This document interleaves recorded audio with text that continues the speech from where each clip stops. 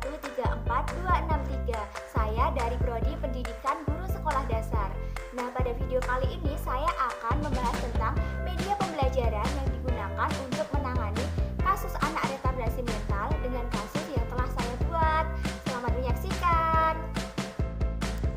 Reno adalah seorang anak laki-laki yang berusia 8 tahun. Reno sekarang duduk di bangku kelas 1 sekolah dasar.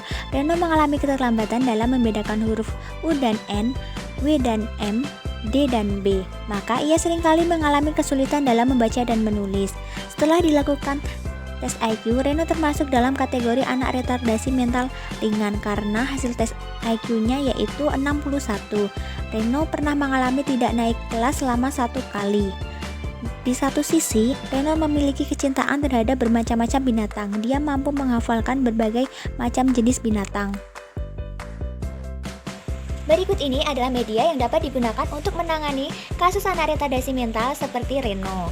Media ini dinamakan papan calis atau papan membaca dan menulis. Nah, pada papan ini terdapat 5 macam perintah. Yang pertama, tirukan, kedua, hafalkan, ketiga, tebalkan, keempat, bacakan, dan yang kelima, tulis ulang.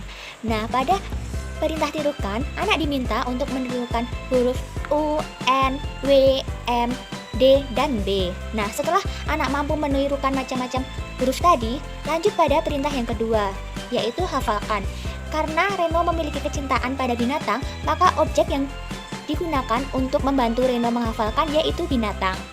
Unta untuk U, nyamuk untuk N, walet untuk W, merak untuk M, domba untuk D, dan buaya untuk B.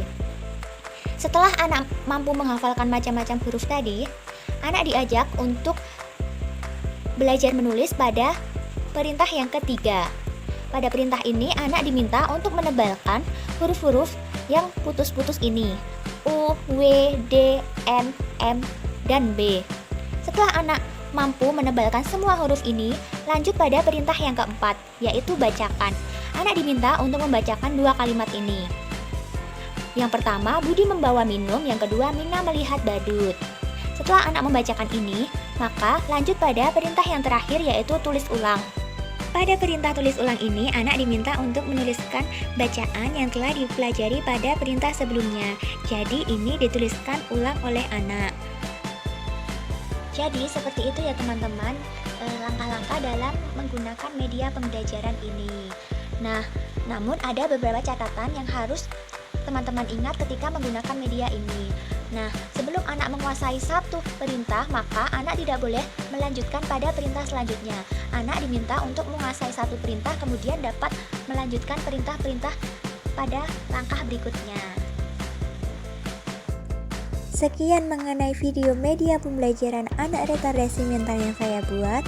Kurang lebihnya saya mohon maaf. Semoga bermanfaat dan sampai jumpa.